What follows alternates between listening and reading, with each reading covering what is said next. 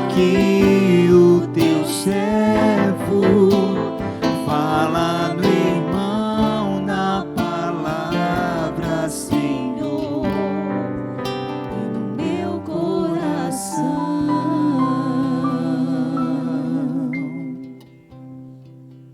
Senhor esteja convosco. Ele está no meio de nós. Proclamação do Evangelho de nosso Senhor Jesus Cristo, segundo Lucas. Glória a vós, Senhor.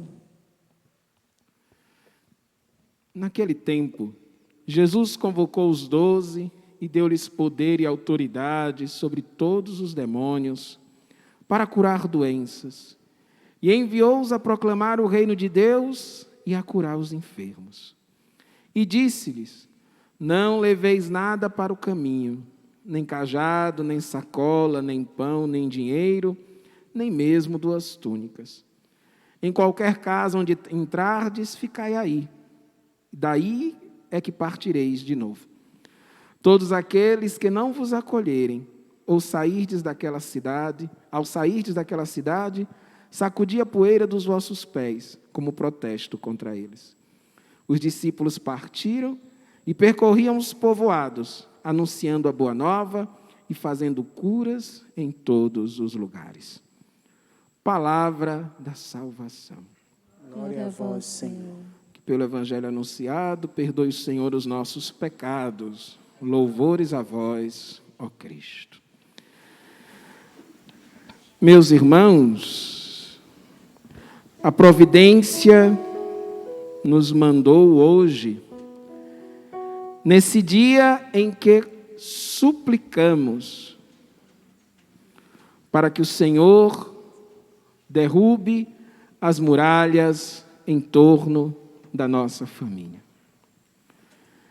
E eu queria centrar boa parte da nossa conversa em família nesta primeira leitura. O Papa, posso dizer os papas, últimos principalmente, insistem em dizer que a família é o quê? Uma igreja doméstica. Ela precisa ser uma igreja doméstica. Porque é a partir dali que Deus se manifesta. Deus sonhou a família como aquele lugar, aquele espaço onde Ele habita. E podemos dizer, é o primeiro templo onde os filhos aprendem com seus pais a honrarem a Deus. Estou mentindo? Se não é assim, deveria ser. Todos nós aqui aprendemos um dia a chamar a Deus de Pai com quem? Possivelmente com o papai ou com a mamãe, ou com seu núcleo familiar mais próximo. É ou não é verdade? Então a família é, ou deveria ser, aquele espaço onde primeiro Deus é honrado. E aqui cabe a primeira reflexão. Se a nossa vinda aqui não me faz voltar para casa, vendo a minha casa, o meu lar, como um espaço sagrado, tem alguma coisa errada.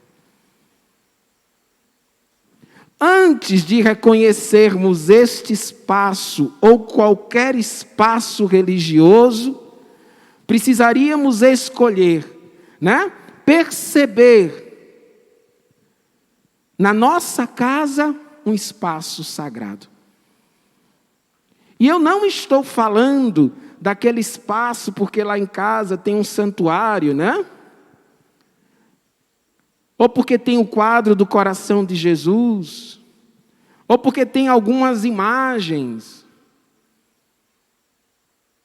Mas antes de tudo, percebermos que nós, enquanto família, as pessoas desta família são o santuário de Deus.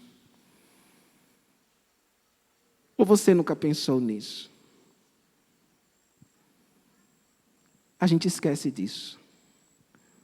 aquela pessoa que está do meu lado, que convive comigo na minha casa, são santuário de Deus. Quem diz isso é o apóstolo Paulo. Ou vocês ignoram que vocês são templos do Espírito Santo? E Paulo leva tão a sério que ele diz: e quem destrói o templo do Espírito, Deus o destruirá.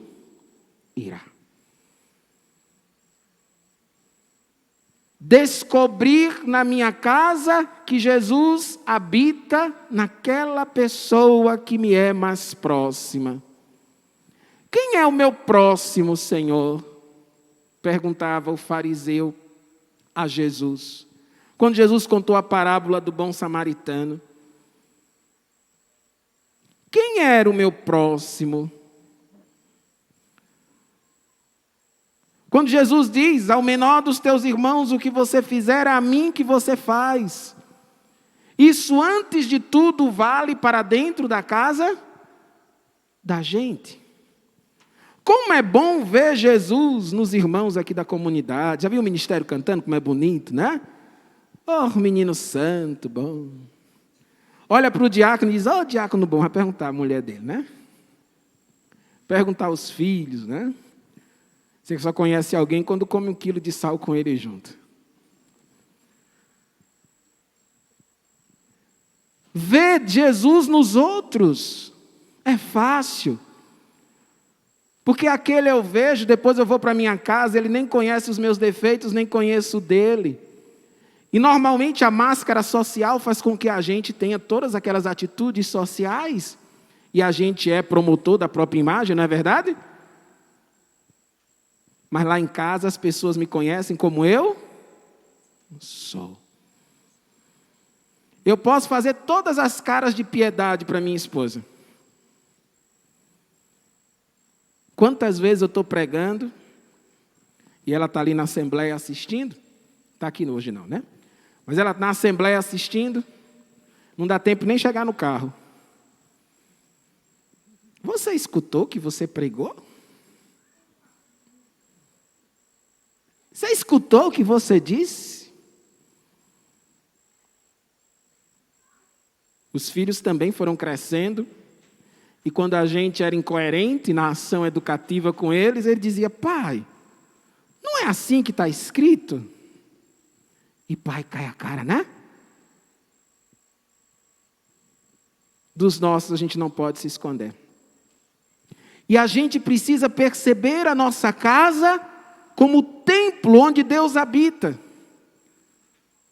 Ah, como é bom reconhecer Jesus presente no sacrário. Está realmente. Mas como é difícil perceber Jesus presente no sacrário das pessoas que moram com a gente. Isso serve para a família e serve para a vida comunitária também dos consagrados. E os que estão me ouvindo? Tem uma santa na igreja chamada Elizabeth da Trindade. É uma carmelita. E na portaria do Carmelo, as pessoas percebiam que cada pessoa que chegava, elas tinham uma atividade. Perceberam que a Elizabeth fazia venha, esse gesto que a gente faz aqui diante do altar, né? Se chama venha, não é venha não, né?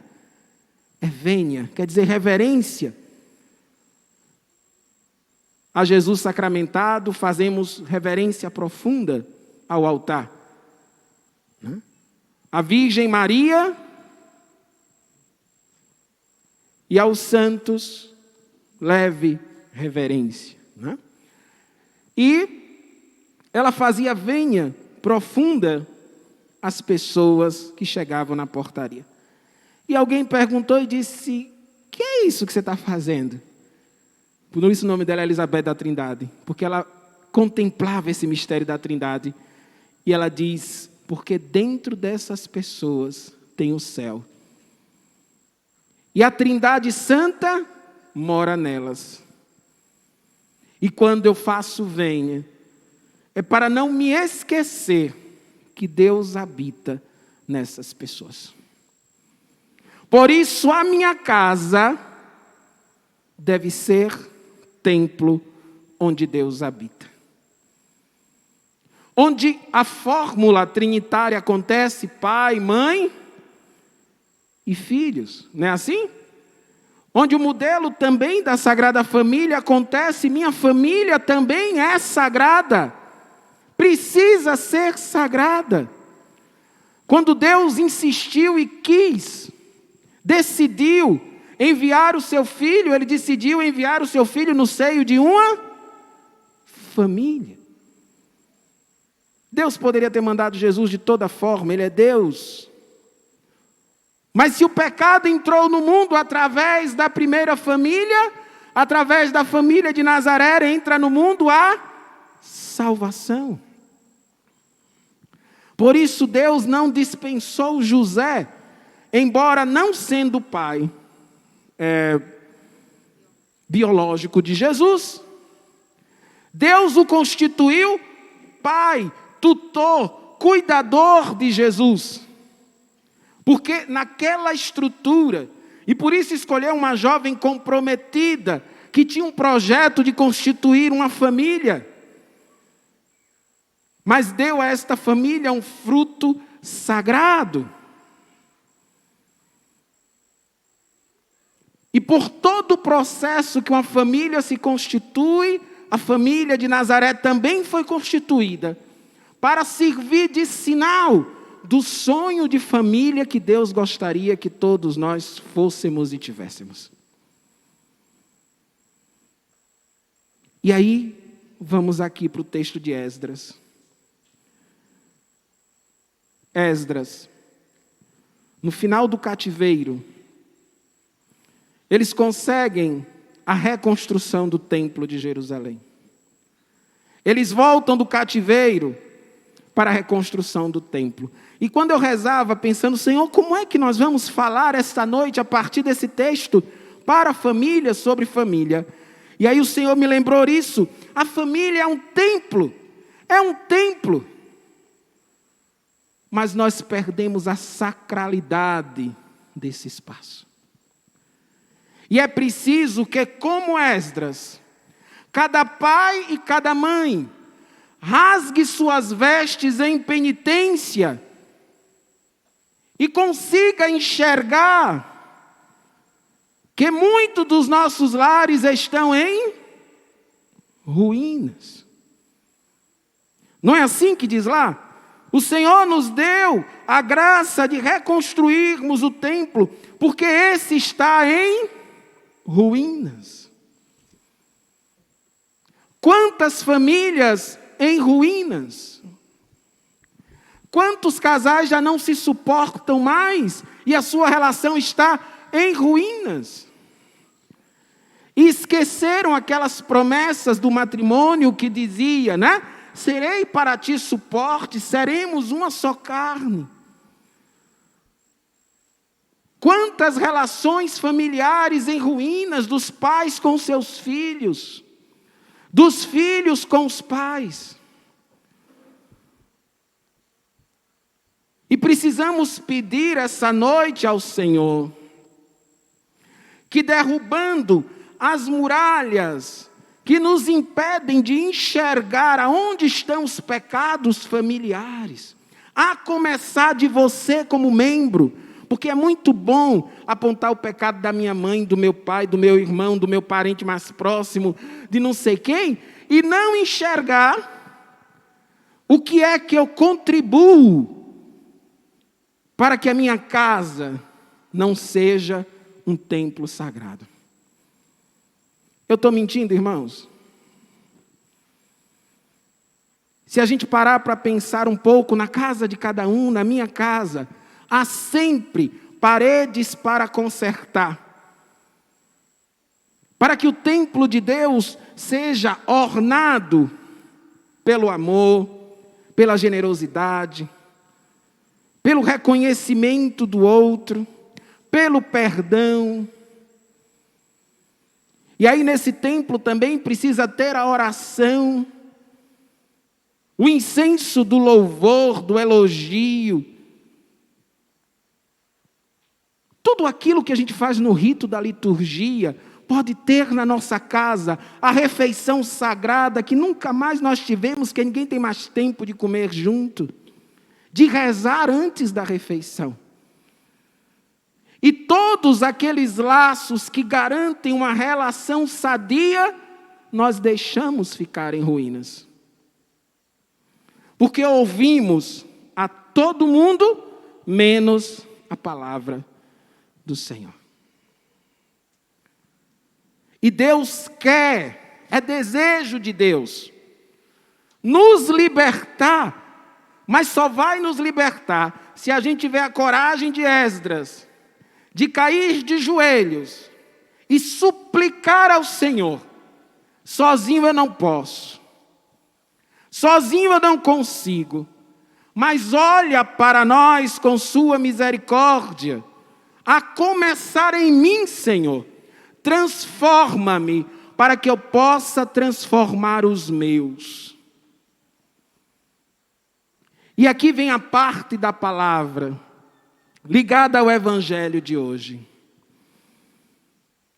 Jesus chamou e mandou com autoridade aqueles seus discípulos para que fossem proclamar o reino de Deus. Com toda a autoridade sobre o mal, sobre a doença, fossem anunciar o reino de Deus. E naquela casa onde entrardes, permanecei nela. Este envio de Jesus, talvez a gente comece a pensando assim, Deus está nos mandando a evangelizar o mundo, as famílias, sim. Será a última fala minha hoje.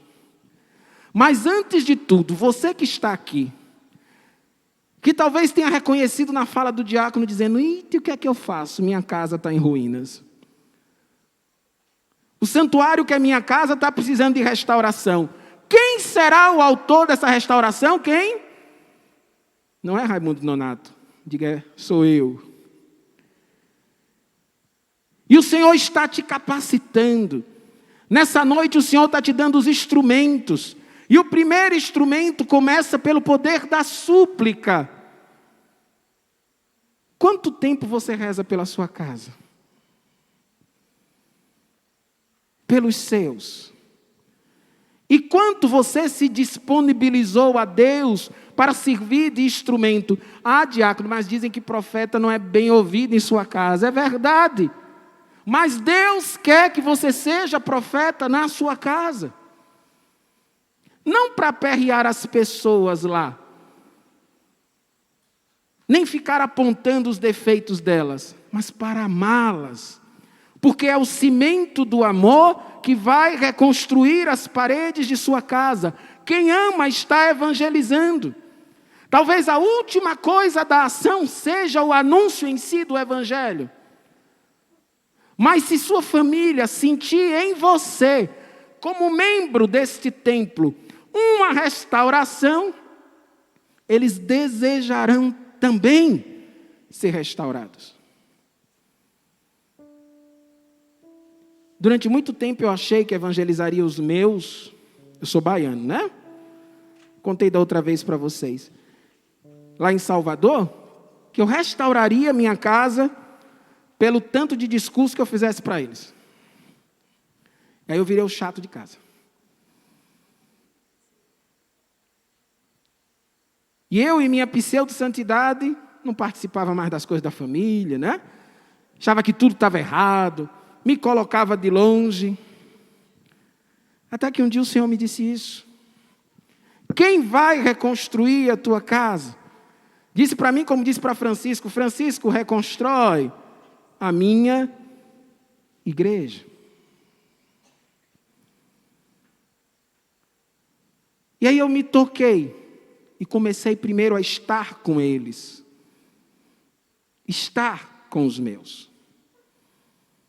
Amá-los do jeito que eles são.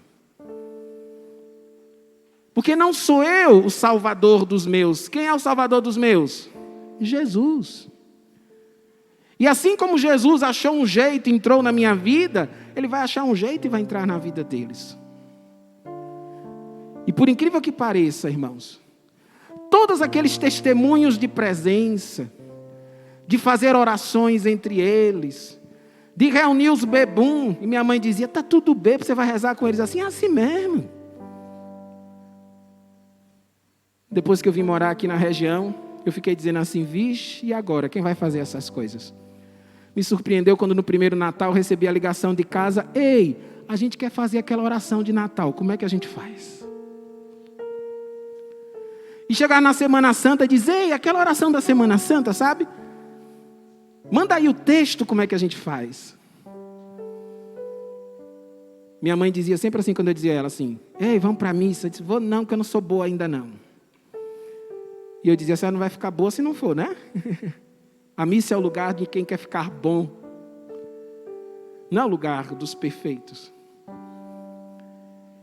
E aí a primeira coisa que ela fez foi dizer, meu filho, eu estou indo para a missa todo domingo.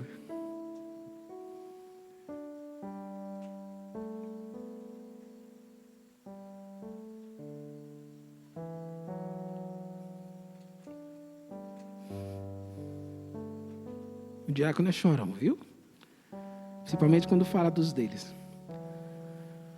Mas minha família sempre foi uma família muito linda, viu? Assim, embora não muito católica, mas nós somos família assim muito presente, unidos, celebrativos, festivos como bom baiano. E eu sempre pedi ao Senhor isso, que eles pudessem encontrar.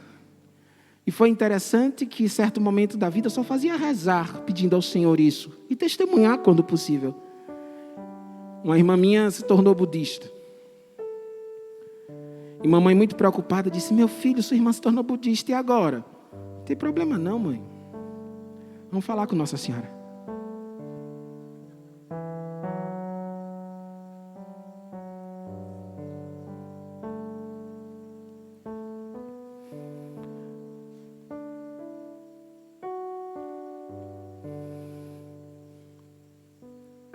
Três anos se passaram.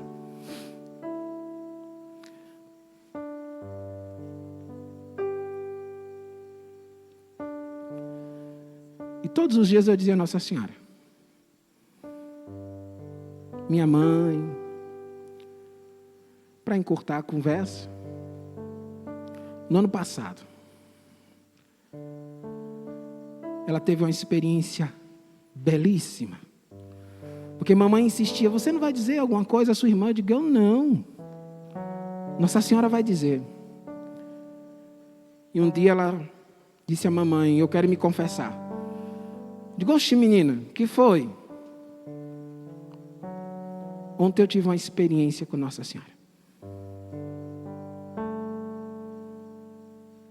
Ontem Nossa Senhora falou comigo. E hoje ela vai à missa todo domingo. Reza o terço da misericórdia todos os dias. E o terço mariano todas as noites. É só para dizer a vocês que o esforço de vocês em restaurar a casa de vocês não ficará sem resposta. Talvez você tenha pensado aí, mas o meu problema é bem maior. Todo problema grande foi resolvido na cruz de Jesus. E ali ele restaura toda e qualquer família, se você se deixar restaurar primeiro. E eu termino dizendo que o envio de Jesus é o envio a mim e a você. E se você confiar na unção, na graça que Ele está te dando, os primeiros a serem libertados, curados, sarados, serão de sua casa. Se você decidir obedecer ao envio de Jesus, que diz a você, que lhe dá toda a autoridade, e que você tenha coragem de ser luz entre os seus, de anunciar o reino. E diz o Evangelho, que eles o quê? Jesus diz: ide. E o último versículo diz: e os discípulos partiram. Eu espero quando vocês partirem hoje daqui, partam dispostos a reconstruir a sua casa, para que ela seja verdadeiramente templo de Deus. O Senhor hoje vai te reconstruir, para que você reconstrua a sua casa. Jesus, Maria e José, nossa família. Jesus, Maria e José. Jesus